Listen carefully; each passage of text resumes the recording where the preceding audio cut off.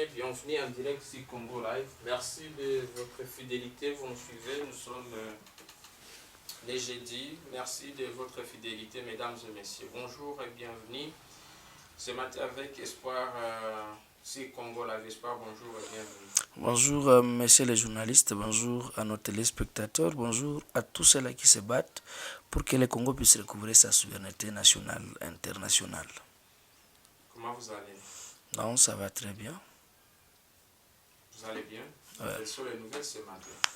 À Goma, c'est un peu calme, sauf nous déplorons toujours nos deux compatriotes qui ont été, dont l'un, un jeune monsieur Gad, que nous pleurons toujours, qui a été enlevé et tué, un enfant peut-être en qui la RDC et sur qui la RDC devrait compter, et un jeune cambiste qui a été aussi abattu vachement comme ça. Mais à part ça, quand même, c'est un peu calme dans la ville.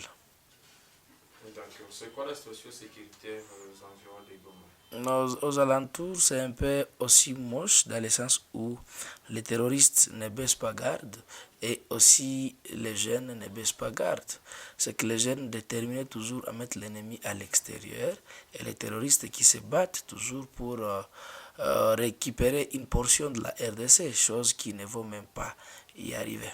Nous avons appris que hier soir, aux environs de 20h, il y a eu de nouveaux violents affrontements entre les Wazalendo et les M23 dans les Rutshuru. D'autres affrontements ont été signalés ce matin dans les Massissi.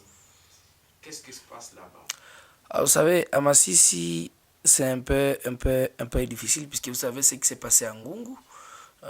Entre deux factions, certains compatriotes se sont battus contre les compatriotes qui voulaient aller chez les terroristes. Et il y a aussi les terroristes rwandais RDF 123 qui ont encore attaqué. C'est qu'à Massissi, il y a eu des affrontements. Et à Rutshuru aussi, ces terroristes rwandais RDF 123, ils voulaient aussi avancer, mais les jeunes ont dit niet, vous ne pouvez pas passer ici. Et ils ont quand même été corrigés sévèrement. Et je crois, jusque-là, ils pleurent encore, puisqu'il y a leurs plaies qui ne font que couler leur sang. Depuis lundi dernier, des colonnes des rebelles M23 quitta dans les colonnes de Tchanzu, Runyonyi, passa par Kanombe et Dondi dans les coumats de Bisigari et Rogari, disparaissent dans les forêts au niveau des Moiro et à quelques mètres de Kibumba. Les populations locales qui ont livré cette information pensent d'abord que c'était un mouvement habituel de relève des militaires, mais aucun mouvement de retour n'est observé. Beaucoup de rebelles du M23 qui étaient à Tongo le soir ont aussi disparu la matinée de ce mercredi. Plusieurs de sources estiment qu'il y aurait pris la direction de Bouiza dans le mouvement de Bichoucha, d'où il se préparerait pour des affrontements.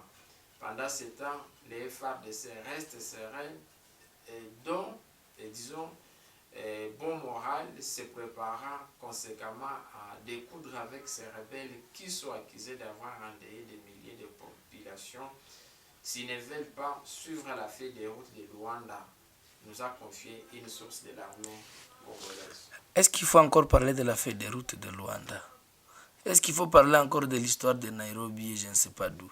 Il faut que les gens se préparent simplement à la guerre, puisque on a compris, vous avez entendu comment est-ce que Museveni a été avec les représentants de ces terroristes en 23 et leur ami M. Uhuru. Moi, je crois que la République devrait prendre des mesures pour contenir l'ennemi et faire partir l'ennemi. Depuis que ces gens disaient, s'ils ne font pas, nous allons attaquer, s'ils ne font pas ça, nous allons... Mais ces gens n'ont jamais respecté les accords ni les règlements de la guerre, voyez-vous. C'est que moi, je crois que l'armée ne devrait pas se laisser manipuler par les politicards, mais aussi l'armée devrait prendre des mesures comme l'armée. Puisque si nous, on dénonce et que l'armée dénonce, si nous, on peut prendre des mesures que nous ne pouvons pas exécuter et que notre armée les fait, c'est que je ne sais pas qu'est-ce qui peut se passer. Mais moi, je crois que, et nous avons toujours confiance à notre armée, je suis sûr et certain que l'armée doit prendre des mesures, mais l'armée ne devrait pas être une armée dénonçatrice, doit être une armée qui doit combattre. Ça fait de moments et de moments. Notre armée nous dit ça va se passer comme ça, va se passer, mais ça ne se fait pas. Et l'ennemi avance, à part les jeunes, l'ennemi devrait être déjà loin. Et aussi, il faut qu'on dise aux gens, il y a toujours la ville de Goma sous menace. Jusque-là, l'ennemi n'a pas encore baissé garde, voyez-vous. Mais c'est étonnant que nous voyons ce que fait certains militaires, ce n'est pas notre armée, certains militaires ici de notre armée. C'est que le commandement devrait être un commandement qui doit commander pour que nous puissions gagner cette bataille.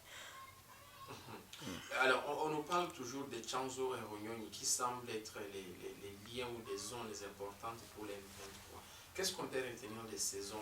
Il faut savoir que ce sont des collines qui surplombent ni Nord Kivu, c'est que ni la RDC, ni le Rwanda et l'Ouganda. C'est une zone qui est au centre de ces trois pays.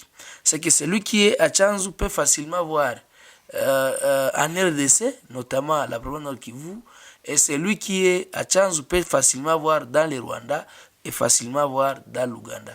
C'est que c'est une colline stratégique dont tout le monde, en principe, devrait le prendre.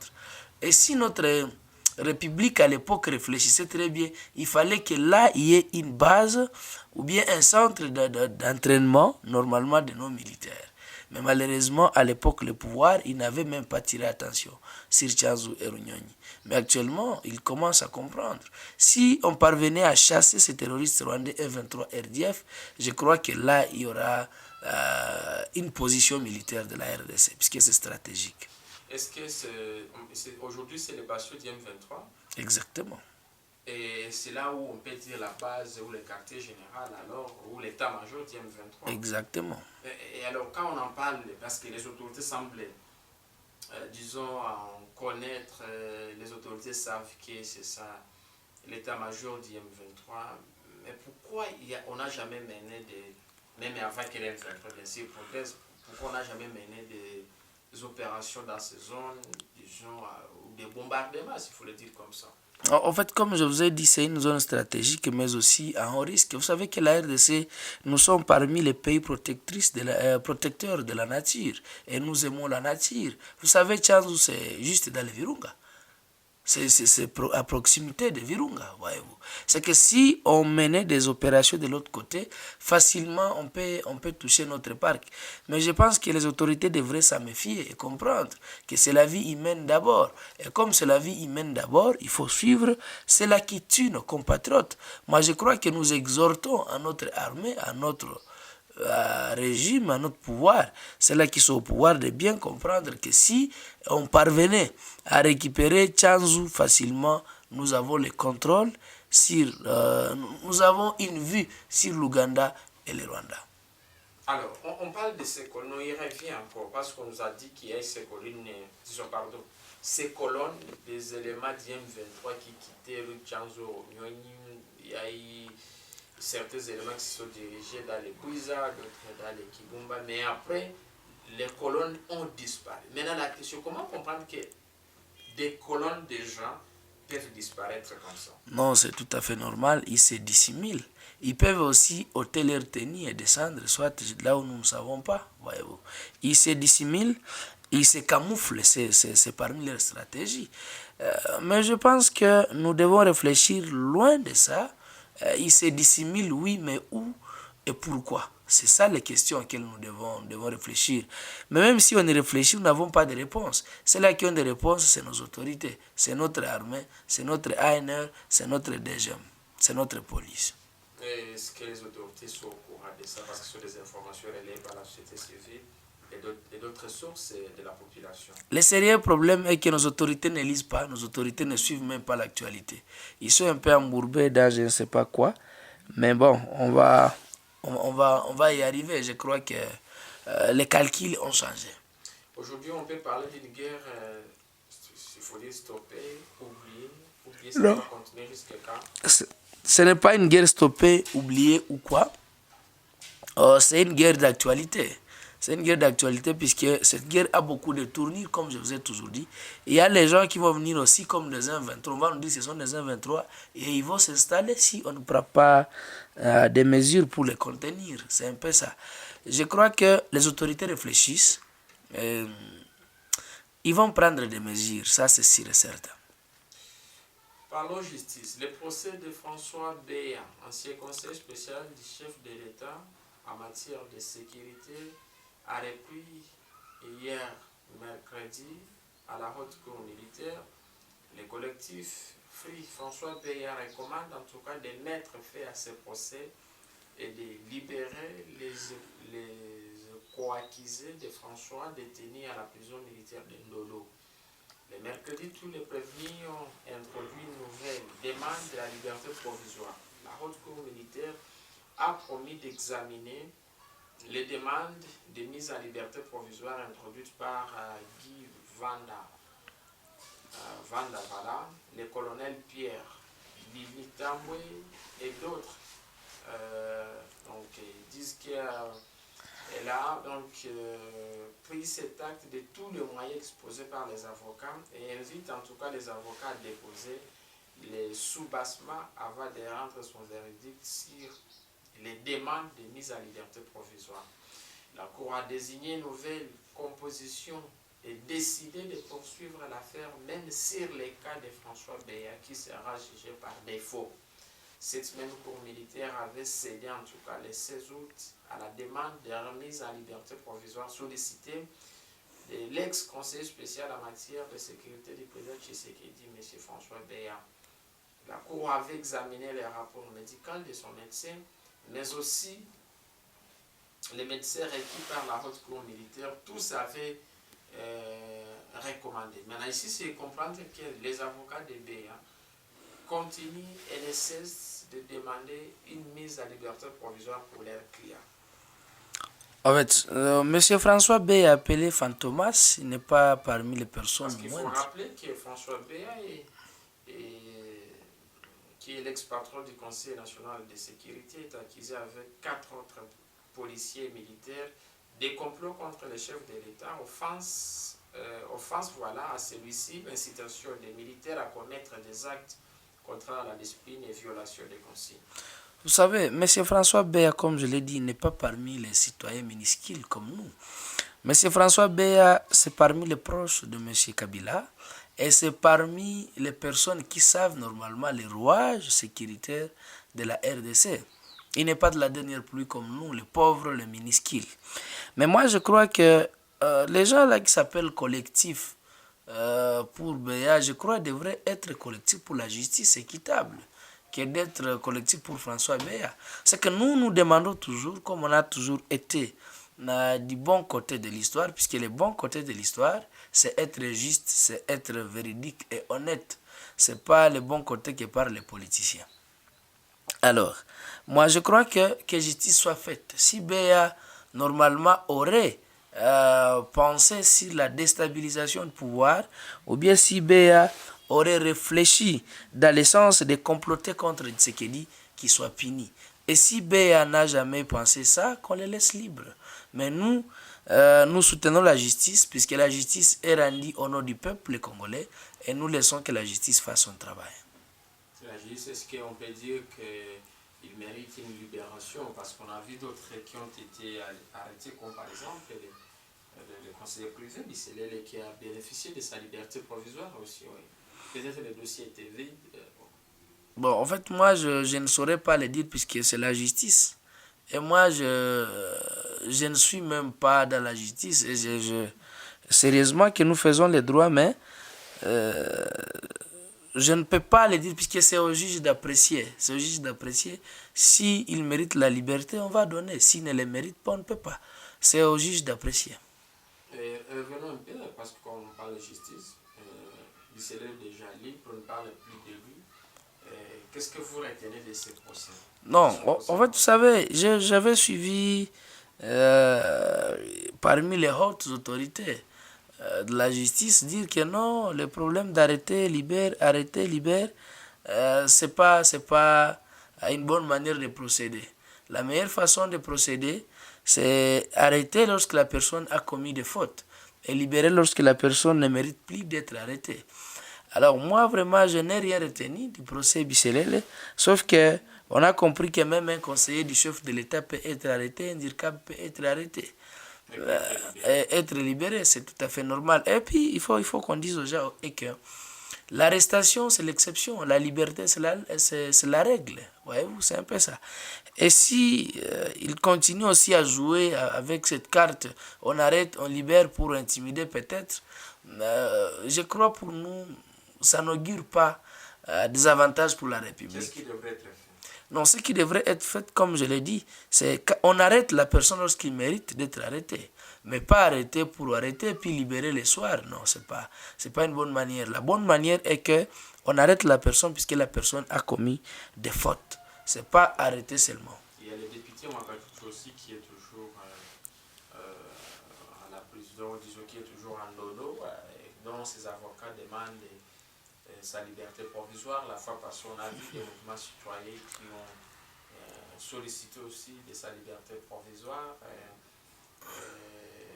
Il y a d'autres mouvements qui disent non, voilà, il est arrêté sur des acharnements, c'est parce qu'il est détel ou autre tribu. Est-ce que vous partagez le même? Non, ça n'a rien à faire avec les communautés. Le procès Mwangachuchu et les autres n'ont rien à faire avec la communauté. Mais Mwangachuchu, son dossier, c'est un peu compliqué que les, dossiers, que les autres. Et je crois qu'on laisse à la justice faire son travail. Ce que nous disons à notre justice, il y a les gens qui risquent de libérer, qui ne devraient pas et qui ne doivent pas être libérés. Ce sont les personnes qu'il faut arrêter à tout prix. Et pourquoi seulement lui que vous dites qu'il donc il ne peut pas être libéré? Pourquoi? Si le dossier est vide. Le dossier est vide. Je n'ose même pas le croire. Moi, je pense que la justice, comme je l'ai toujours dit, c'est la justice. Et des deux, les gens qui disent que non, ils font la liberté provisoire pour Mwangachuchu, la liberté provisoire pour tel. Mais et si vous regardez très bien, leur dossier risque d'être le même dossier. Vraiment, c'est le même dossier. Et l'erreur grave qu'a commis la République, c'est les mettre ensemble.